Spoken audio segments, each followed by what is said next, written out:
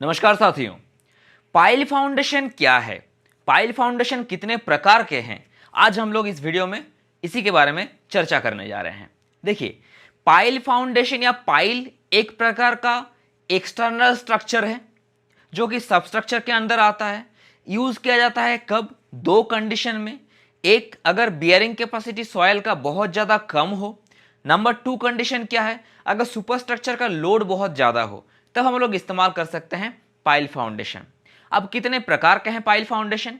देखिए, pile foundation कितने प्रकार का है, ये दो प्रकार से कैटेगराइज किया जा सकता है। नंबर वन कैटेगरी क्या है? Function of use. आप किस प्रकार से, इस्तेमाल का प्रकार कैसा है आपका, उस प्रकार से आप कैटेगराइज कर सकते हो। दूसरा, मटेरियल बेस्ड, कौन सा मटेरियल से बना हुआ है, उससे आप एक कैटेगरी कर सकते हो। तो फंक्शन ऑफ यूज के ऊपर डिपेंड करके जो पाइल है मेरा कुछ इस प्रकार है। पहला है लोड बेयरिंग पाइल, दूसरा है एंड बेयरिंग पाइल, तीसरा फ्रिक्शन पाइल, चौथा शीट पाइल, पांचवा सॉइल कॉम्पैक्टर पाइल। तो फंक्शन ऑफ यूज के ऊपर डिपेंड करके बेसिकली पाइल फाउंडेशन जो है या पाइल जो है पांच प्रकार का है। पाइल फाउंडेशन नहीं, पाइल जो है पांच प्रकार का है। क्या क्या? Load bearing, and bearing, friction, sheet और सॉइल कॉम्पैक्टर। दूसरा कैटेगरी क्या है? Material base. मटेरियल बेस के ऊपर बात किया जाए अगर, तो पाइल फाउंडेशन जो पाइल है मेरा, टिम्बर पाइल हो सकता है, कंक्रीट पाइल हो सकता है, स्टील पाइल हो सकता है और कंपोजिट पाइल हो सकता है, यानी कि चार कैटेगरी है। तो बेसिकली 9 टाइप का पाइल हो सकता है। अब 9 पाइल यानी कि 5 कैटेगरी आपका फंक्शन के ऊपर डिपेंड करके, 4 कैटेगरी आपका मटेरियल बेस के ऊपर डिपेंड करके। अब हर एक के बारे में आलोचना करते हैं। देखिए, पहला है मेरा load bearing pile. Load bearing pile, आप कोई भी चीज का वर्ड का मतलब, शब्द का अर्थ आपको अगर पता होगा तो उस चीज के बारे में जानकारी आपको मिल जाएगी वहीं पर। देखिए, लोड बियरिंग यानी कि लोड को बियर कर रहा है, यानी कि सह रहा है। ठीक है, लोड बियरिंग यानी कि लोड को रेजिस्ट कर रहा है। अब लोड बियरिंग पाइल क्या काम, कहां पर यूज किया जाता है, कहां पर? बेसिकली सुपरस्ट्रक्चर का लोड को रेजिस्ट करने के लिए लोड बियरिंग पाइल इस्तेमाल किया जाता है। ये पाइल, लोड बियरिंग पाइल जो है, सुपरस्ट्रक्चर का लोड पाइलिंग के थ्रू सॉइल में ट्रांसफर करता है।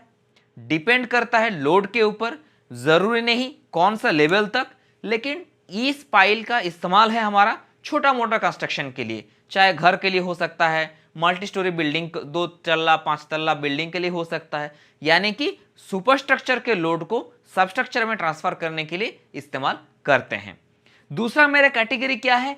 And bearing pile. अब नाम से समझिए, एंड बियरिंग यानी कि एंड तक बियर कर रहा है, आखिरी तक। कहां पर यूज किया जाता है, फंक्शन क्या है?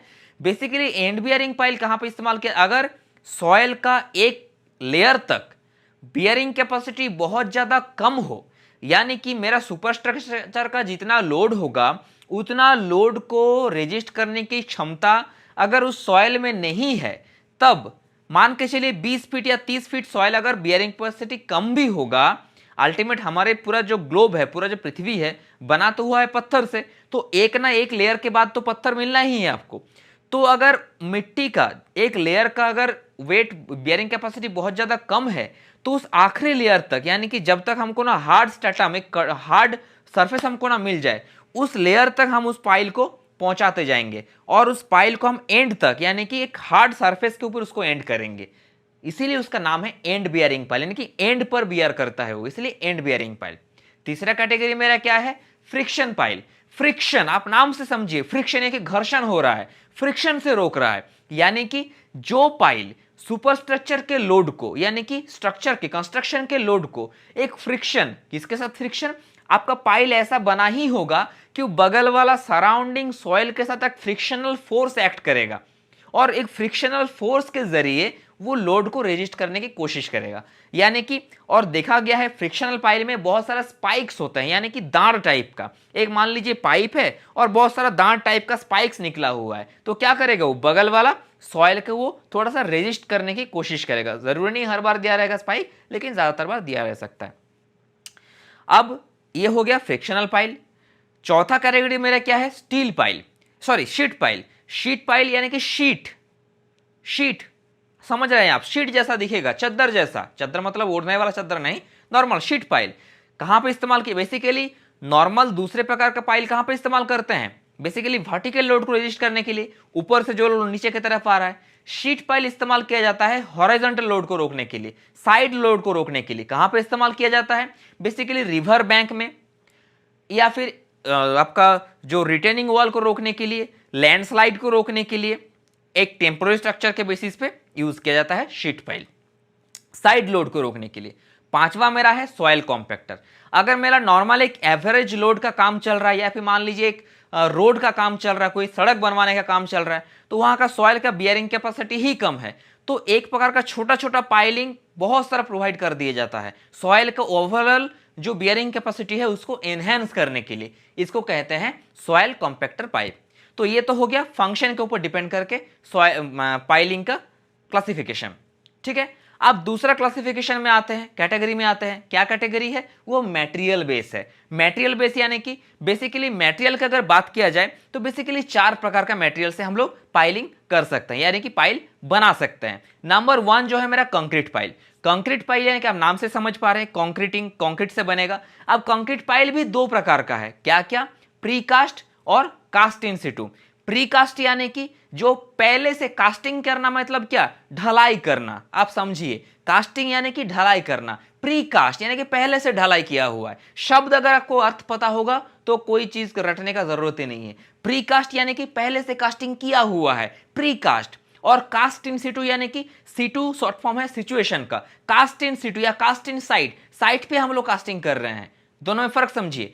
Cast in situ piling basically circular shape का होता है, पहले से हम लोग ढलाई करते हैं उसको एक रेगुलर, जिस ऑर्डर में हमको मतलब साइट इंजीनियर जो होगा वो हमको बोलेगा कि इस डायमीटर का होना चाहिए, 20 फीट लंबा होना चाहिए कि 30 फीट लंबा, पहले से ऑर्डर दे दीजिएगा आप, उस साइज का आपको बन जाएगा।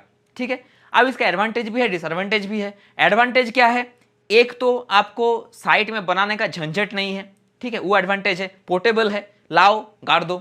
दूसरा है आपका हार्ड है, तो आपका हार्ड सरफेस के लिए इस्तेमाल कर सकते हैं। तीसरा है कंट्रोल एनवायरनमेंट बना सकते हैं, यानी कि आप ग्रेड डिफाइन कर सकते हैं, आप चाहे तो M20 ग्रेड से बना सकते हैं, आप चाहे तो M40 ग्रेड से बना सकते हैं, चाहे तो M70 ग्रेड से बना सकते हैं। जितना ग्रेड बढ़ाइएगा उतना स्ट्रेंथ भी बढ़ेगा, उतना लोड कैपेसिटी भी बढ़ेगी उसका। तो समझिए बात को, आप उसको कंट्रोल कर सकते हैं। अब उसी तरह इसका डिसएडवांटेज भी बहुत सारा है। डिसएडवांटेज क्या है, अगर मान लीजिए साइट पे आप गए, साइट पे आप थोड़ा बहुत देखे कि उसको ठीक और थोड़ा सा लंबा होता तो ठीक रहता, तो साइज आप बाद में चेंज नहीं कर सकते। बहुत ज़्यादा हार्ड होता है, इसलिए बहुत बार देखा गया कंपैक्शन के दौरान, हम दूसरे क्लास में हम लोग डिस्कशन करेंगे कि पाइल को कैसे प्लेस किया जाता है, तो पाइल प्लेसिंग के दौरान बहुत ज़्यादा हार्ड होने की वजह से टूट भी सकता है पाइल। ठीक है, तो ये सारा चीजें हैं। अब बात करते हैं कास्ट इन सिटू पाइल के बारे में। कास्ट इन सिटू साइट पे ही बनाया जाता है, उसी साइट पे बनाया जाता है कास्ट इन सिटू पाइल, और इसमें एडवांटेज भी है, डिसएडवांटेज है। एडवांटेज क्या है, साइट पे आप बना रहे हो तो आपको लेंथ वगैरह का कोई प्रॉब्लम नहीं है, ट्रांसपोर्टेशन का कोई प्रॉब्लम नहीं है, टूटने का कोई डर नहीं है। डिसएडवांटेज क्या है, डिसएडवांटेज ये है कि कास्ट साइट पे कास्टिंग करने के लिए आपको ह्यूज जगह का जरूरत है, जहां कंक्रीट बनाइएगा, कंक्रीट को डालिएगा वहां पर, तो साइट एक ह्यूज साइट का जरूरत है। दूसरा क्या है, अगर वाटर टेबल बहुत ज्यादा नजदीक है तो आपको एक पंपिंग व्यवस्था भी रखना होगा कि पंप करके पानी को हर बार बाहर निकालते रहें। तो ये सारा एडवांटेज डिसएडवांटेज है। तो ये हो गया कंक्रीट पाइल। दूसरा बात करते हैं हमारा टिम्बर पाइल के बारे में। बेसिकली टिम्बर पाइल जो है यूज किया जाता है एवरेज लोड के लिए। बहुत ज्यादा ऐसा नहीं कि 50 तला का बिल्डिंग बना रहे टिम्बर पाइल घुसड़ दिए हम, तो बिल्डिंग समझ नीचे चल जाएगा फिर वो। तो नॉर्मल लोड के लिए हम लोग इस्तेमाल कर सकते हैं टिम्बर पाइल। टिम्बर पाइल का एडवांटेज क्या है, डिसएडवांटेज क्या है। एडवांटेज ये है कि इकोनॉमिकल है, थोड़ा बहुत सस्ता पड़ता है, और इजी टू अवेलेबल है। बेसिकली आज के दुनिया में तो उतना पेड़ पौधा सब काट दिए हम लोग, नहीं तो लगभग अभी भी अवेलेबल है, ये है, उतना अनअवेलेबिलिटी कोई बात है नहीं। तो टिम्बर पाइल का ये है। डिसएडवांटेजेस क्या है, इसमें बहुत सारा ड्राई रॉट वगैरह हो जाता है, ये खराब हो जाता है टिम्बर धीरे धीरे वाटर टेबल राइज होने की वजह से। दूसरा क्या है, डिसएडवांटेज क्या है कि इसमें आपका धीरे धीरे जितना टाइम के साथ साथ स्ट्रेंथ धीरे धीरे घटने लगता है। तीसरा क्या हो सकता है, हर बार साइज एप्रोप्रिएट नहीं आ पाता। चौथा क्या हो सकता है, हर एक टिम्बर का जो रिंग होता है, रिंग जहां पे उसके ऊपर डिपेंड करता है स्ट्रेंथ, तो स्ट्रेंथ वेरी करता है। ऐसा नहीं कि पूरे, आप देखिए M40 ग्रेड से अगर आप कंक्रीट का पाइल बनाइएगा तो M40 यानी कि हर बराबर कंक्रीट का हर एक सेक्शन 40 मेगापास्कल लोड को रजिस्ट कर सकता है, लेकिन टिम्बर के मामले में ऐसा नहीं है। कहीं पे ज्यादा कहीं पे कम, एक ही साइज का है लेकिन एक ही टिम्बर के एक पोर्शन में ज्यादा लोड रजिस्ट कर सकता है, एक पोर्शन में कम रजिस्ट कर सकता है। ये सारा प्रॉब्लम्स हैं। तो कंक्रीट हो गया, टिम्बर हो गया। तीसरा है मेरा steel pile. Steel pile basically बहुत अहम भूमिका निभाता है। स्टील पाइल का हमेशा याद रखिएगा, जो डायामीटर है ये 14 से 24 सेंटीमीटर तक हो सकता है, 14 सेंटीमीटर से 24 सेंटीमीटर तक हो सकता है। स्टील पाइल का एडवांटेज क्या है, बहुत ज्यादा मजबूत है, टेंशन लोड को रजिस्ट कर सकता है, एक्सटीरियर इंपैक्ट लोड को, यानी कि अगर कोई लैब वगैरह या फिर कोई कारखाना में हम लोग इस्तेमाल कर सकते हैं। इंपैक्ट, मान लीजिए कोई लेद मशीन है, धाम धाम एक ही जगह पे गिरता हो तो उस जगह पे हम लोग यूज कर सकते हैं स्टील पाइल। डिसएडवांटेज क्या है, कोरोजन का डर रहता है, ठीक है, बहुत ज्यादा हेवी होने की वजह से ट्रांसपोर्टेशन कॉस्ट बढ़ जाता है और इकोनॉमिकल कॉस्ट भी बहुत, क्योंकि स्टील का एक पूरा, आप समझ रहे हैं, तो पैसा भी बढ़ जाएगा, खर्चा ज्यादा हो जाएगा, बहुत ज्यादा। तो चौथा क्या है मेरा, composite pile. Composite pile basically बहुत प्रकार का बनते हैं। कंपोजिट पाइल या तो आपका कार्बन फाइबर या कोई रीएनफोर्समेंट फाइबर से आप बना सकते हैं, तो कंपोजिट पाइल वो बहुत यूज नहीं किया जाता है, कंपोजिट फाइबर उतना सारा। तो बेसिकली आप याद रखिए, पाइलिंग जो है बेसिकली दो प्रकार से कैटेगराइज्ड है। एक हो गया मेरा डिपेंड अपॉन द यूज, एक हो गया मेरा डिपेंड अपॉन मटेरियल। यूज के ऊपर डिपेंड करके शीट पाइल जो लैटरल लोड को रजिस्ट करता है, लोड बियरिंग पाइल जो नॉर्मल लोड को रजिस्ट करता है, एंड बियरिंग पाइल जो कि एकदम हार्ड स्टैटम तक लोड को पहुंचा के आता है, फ्रिक्शन पाइल जो सराउंडिंग सॉइल के ऊपर फ्रिक्शन एक्ट करके लोड को रजिस्ट करता है, और शीट पाइल हो गया, लोड हो गया, एंड हो गया, फ्रिक्शन हो गया। हाँ, सॉइल कॉम्पैक्टर पाइल जो ऑल ओवर सॉइल का एक रेजिस्टिविटी, एक बियरिंग कैपेसिटी बढ़ाने के लिए, एनहांस करने के लिए यूज किया जाता है। मटेरियल के ऊपर डिपेंड करके क्या क्या है, टिम्बर पाइल है, स्टील पाइल है, कंक्रीट पाइल है और कंपोजिट पाइल है। तो ये है पाइल कितने प्रकार के हैं, उसका यूज क्या है, एडवांटेज क्या, डिसएडवांटेज क्या, सारा कुछ चीजें जाने। अगले क्लास में हम लोग डिस्कशन करेंगे कि पाइलिंग ड्रिवन मेथड के बारे में, पाइल को किस तरह से हम लोग डाल सकते हैं मिट्टी के अंदर, यानी कि साइट के अंदर किस तरह हम लोग प्लेस कर सकते हैं। तो आज के लिए यहीं तक, और इसी तरह इंपॉर्टेंट जनरल नॉलेज के वीडियो देखने के लिए इस चैनल को सब्सक्राइब करें, और हर दिन रात में जनरल स्टडी और डेली अफेयर्स के वीडियो देखने के लिए आप रात में देख सकते हैं, हर दिन रात 9 से 10 बजे के बीच में। मिलते हैं फिर कल, अपना ध्यान रखें। जय हिंद, जय भारत।